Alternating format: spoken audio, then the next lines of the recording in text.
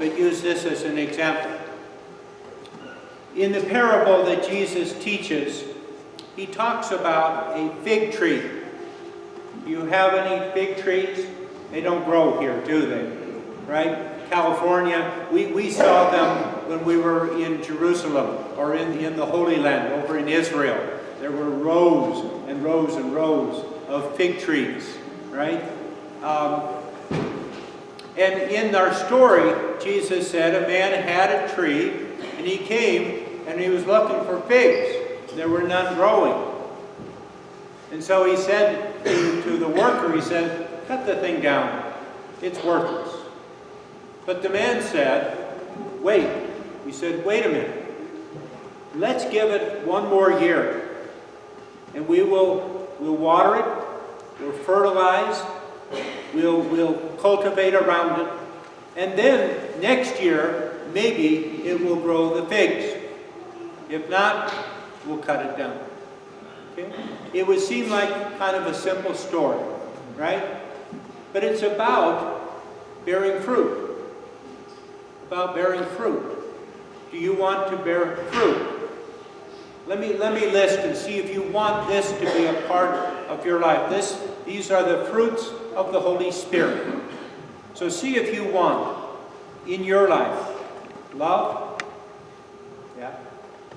joy, peace, patience, kindness, goodness, faithfulness, gentleness, and self-control. We want these, right? We all want these, but sometimes we have it, and sometimes we don't. So how do you become patient?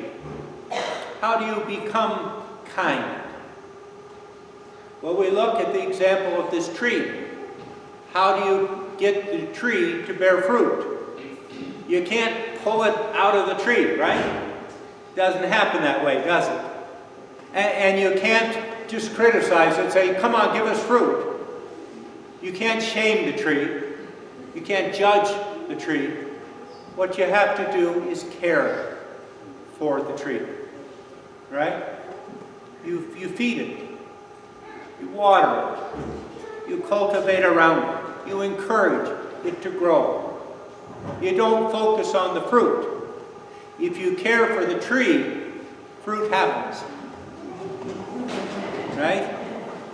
And so in our life, as we begin the season of Lent, we say, I want to be more patient. I'm going to be patient. I'm not going to yell at them. And what happens? You yell. Right? Why? Because we're thinking it's what I do that's important. It's about me. And Lent is not about me. And these gifts are not about me.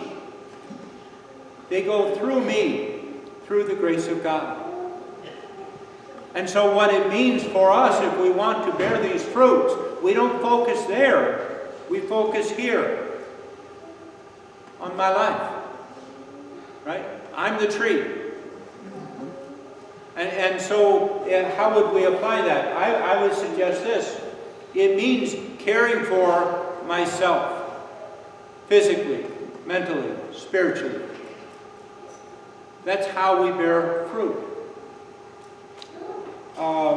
Physically, meaning, fertilize yourself, right? To eat the right things. You know how you feel when you eat wrong things? You're just kind of lethargic and probably not very patient, not very kind, right? If you got an ache, it's hard to be patient at the same time. So by caring for yourself, you're better able to have that gift, the fruit. Caring for yourself physically, exercise, right? Going to the doctor once in a while. All these various ways that we can care for ourselves physically, and a person who is physically better gives more fruit. I mean, just think about it. If you can make your life longer, certainly you're going to bear more fruit than if you die early. So that would be first. Second is mentally, to exercise our minds. Right? I love the phrase, junk in, junk out. Right? What are you watching? What's feeding you mentally? On TV, or the movies, or the internet? What are you seeing? What are you feeding yourself with? Is it something that gives you life and health? Or is it a poison? You know, there's a lot of stuff out there that does damage to our brain, to our thinking, to the values that we hold on to, that guide our life. So second would be to care for ourselves mentally. Third would be spiritually. We really focus there during Lent oftentimes. Jesus taught us, prayer, fasting, almsgiving, right? Those were the three that was mentioned again in our prayer this morning. So the way to care for myself spiritually, of course, is to draw close to God. Draw close to Jesus, the living water, right?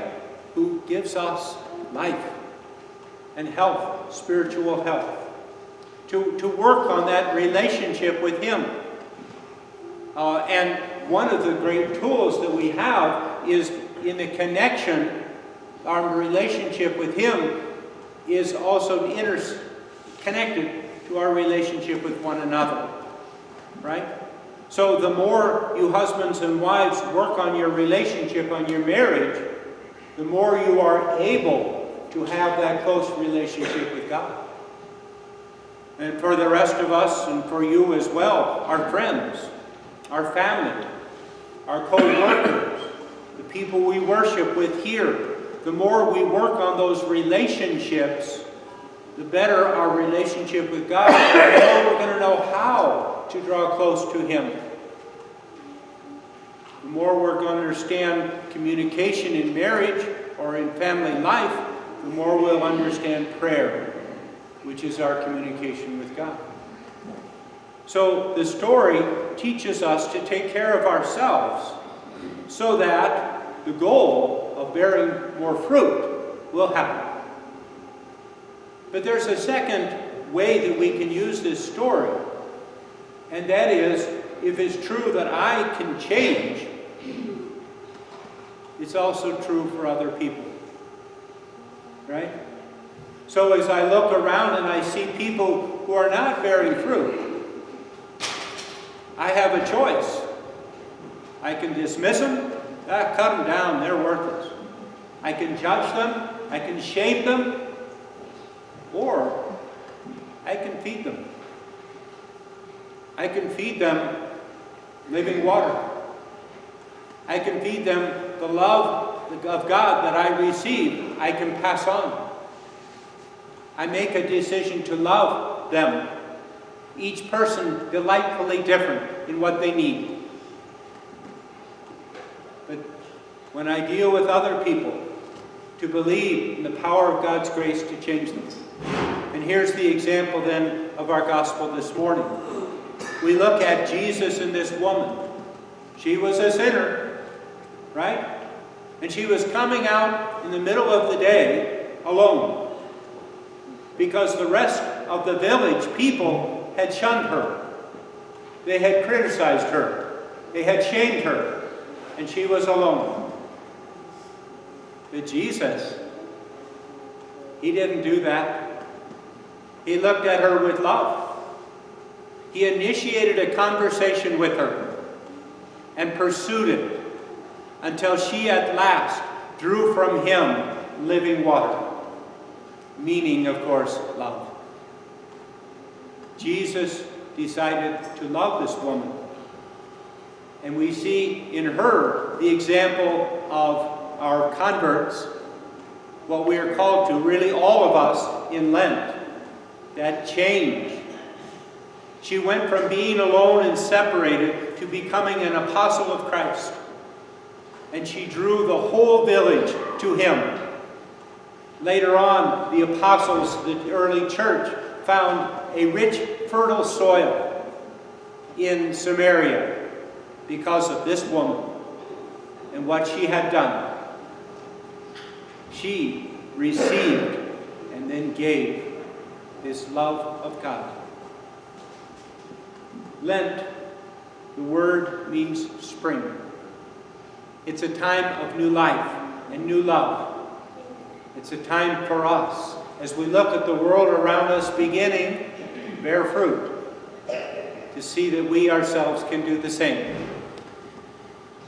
We have to take care of ourselves, to nurture ourselves, physically, mentally, spiritually, and to take care of our brothers and sisters, giving to them the gift of new life.